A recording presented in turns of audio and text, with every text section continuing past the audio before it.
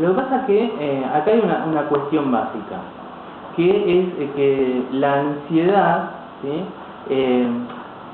Es un aspecto normal y común en cada uno de nosotros.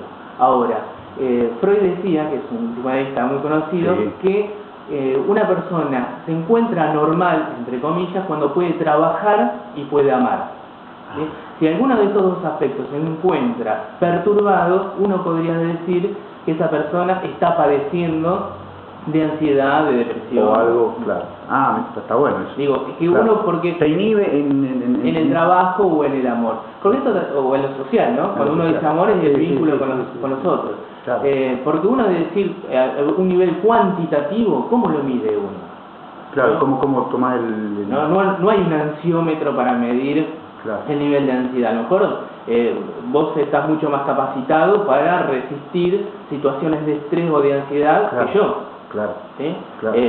Pero, digo, no hay un ansiómetro, claro, para ver cuál es la normalidad. Te va a poner un aparato y te dice, che, estás ansioso, pará. Tal cual, claro, tal cual. Y la ansiedad o la angustia viene de una palabra latina que es angustar, ¿no? Estrechar, presionar. ¿Sí? Y realmente la persona que se encuentra ansiosa se siente así, como que algo acelerado o como aprisionado. La angustia, como te decía al principio, es un sentimiento común y normal en cada una de las personas. Se puede diferenciar entre angustia, miedo y terror.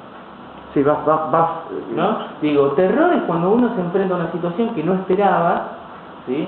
Qué sé yo, uno va de vacaciones a Mendoza y se encuentra con un terremoto, claro, ¿no? Eso genera, o con un accidente, uno, claro, siente terror porque no está preparado para eso, ¿no? Exacto. El miedo es cuando uno sabe o conoce el objeto que te produce eso, claro, el miedo. Por ejemplo, uno se encuentra frente a una situación de peligro y tuvo preparación para eso. Claro. ¿No? Digo, uno va, qué sé yo, se va a tirar de un paracaídas y sabe, claro, ¿no? Conoce el miedo. Y la angustia es algo que es difusa, uno no sabe muy bien a qué le tiene miedo, ¿no? Claro. Pero funciona como señal de alerta. Uno se empieza a poner ansioso, a preocupar y demás, ¿no? Claro. La ansiedad es el miedo, ¿sí? Es la creencia de que uno está en una situación de peligro física o social. La ansiedad, claro, es una ansiedad normal, ¿no? Y que debe ocurrir. Digo, porque esa ansiedad es la que a vos te da la señal de alerta, claro, de que te tenés que preparar para esa situación. Ahí está. Ahora, la ansiedad, que a veces se nombra como trastornos de ansiedad, ataque de pánico, fobia, ¿no? Vos fíjate que la ansiedad tiene distintos síntomas. Claro. ¿Sí? Claro. La fobia es el miedo a un objeto en particular. Puede ser miedo a los insectos, miedo a un animal. Claro. ¿Sí? El ataque de pánico es una sensación de que uno se va a desrealizar. ¿Sí? Es la interpretación catastrófica de síntomas físicos. Claro. Te transpiran las manos, uno se agita, uno empieza a sentir que el corazón cada vez va más acelerado, hay sensación de dolores estomacales o náuseas, ¿no? Todas esas sensaciones. La agorafobia, que también es un síntoma de la ansiedad, es el miedo que uno tiene de andar solo por la calle, de viajar en tren, ¿no? Esto es un miedo mucho más general. Y la ansiedad generalizada es cuando una persona sufre de todas estas cosas: hipocondría, que es miedo a tener enfermedades, claro, fobias, ¿no? Es más generalizada la ansiedad. Claro. Y en realidad, como te decía, es la creencia de una persona, ¿sí? De que está en peligro física o socialmente. Claro. ¿Qué es esto? Que por ejemplo, el hipocondríaco, ¿sí? Tiene miedo de enfermarse. Y tiene todas las enfermedades. Tal cual. O parecería que tiene. O una persona, por ejemplo, que tiene fobia social, ¿sí? Tiene miedo de quedar como un tonto frente a los otros, ¿no? Entonces, por ejemplo, si va a una reunión y esa reunión justo se tiene que sentar, ¿sí?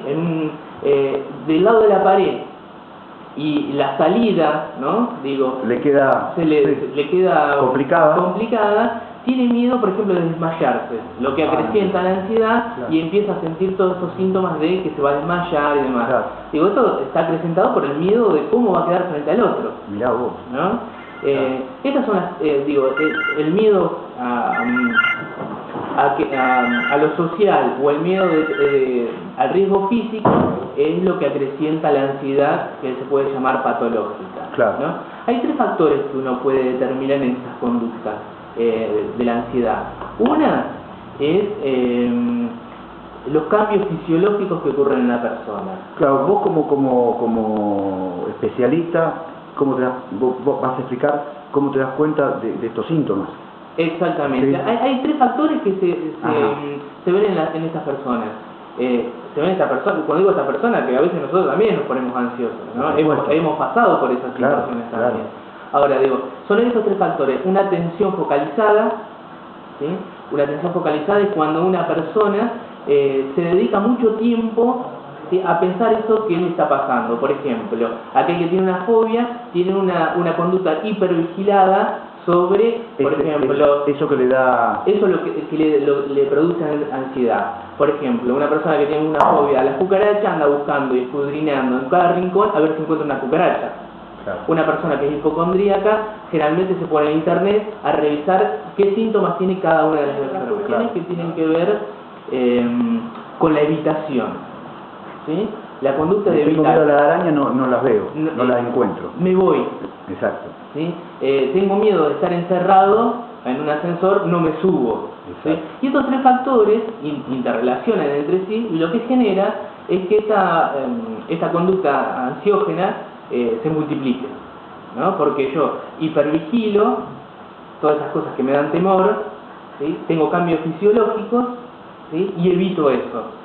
Entonces, nunca puedo desconfirmar que realmente no es eso lo que me causa temor o ansiedad. Claro, ¿no? Claro. Pero eso es un círculo vicioso. Realmente es tan interesante porque, digamos, en la persona que no llega a ese punto, parecería que es una tontera, es decir, una araña que te produzca tal cosa o a lo social, y sin embargo, cuando, por lo que vos decís, lo que uno escucha, sí, eso que pasan esas cosas. Eso que vos nombrás es muy importante, porque a veces el que está al lado de la persona le parece una tontera. Exacto. Porque el miedo, generalmente, no siempre, pero es infundado. Claro, ¿sí? El no que hay está al lado dice, pero, no, pará. Sí, genera a veces mucho trastorno en el vínculo, ¿sí? Con los demás. Porque, por ejemplo, la persona que sufre de ataque de pánico no lo siente si va acompañado de alguien. ¿No? Lo que genera mucha dependencia a un otro. ¿No? Y a su vez es una conducta evitativa para enfrentar estas situaciones de forma singular y solo, ¿no? Y el ataque de pánico puede ser por muchas cosas también. El ataque de pánico es una interpretación catastrófica que vos haces de síntomas corporales. ¿Sí? Digo, te empiezan a transpirar las manos, se te acelera el corazón y uno cree que va a tener, por ejemplo, un ataque cardíaco. ¿Sí? Hay una sensación de ahogo, de desrealización, porque uno parece que se va a desmayar, ¿no? Y estas son interpretaciones de fisiológicas de cuenta, no es que no tiene conciencia de que esto, además, la demanda o la queja de una persona que sufre de ansiedad es yo así no puedo vivir más, no puedo tener miedo de salir a la calle, no puedo tener miedo de matar una cucaracha, ¿no? Digo, la inhibición que le genera esto a veces acrecienta esa ansiedad, y también a veces lo que genera es muchas situaciones de comorbilidad, es decir, que aparece otra enfermedad que a veces puede ser la depresión o trastornos distímicos, que son trastornos del estado de ánimo. Uno se tira en la cama, no tiene ganas de hacer nada, no parece que uno nunca va a cambiar lo que le pasa, todas esas cosas. Es como que te quedás en un lugar donde te sentís seguro. Exactamente, pero que a la vez te hace sentir más, a la vez es mucho peor, ¿no?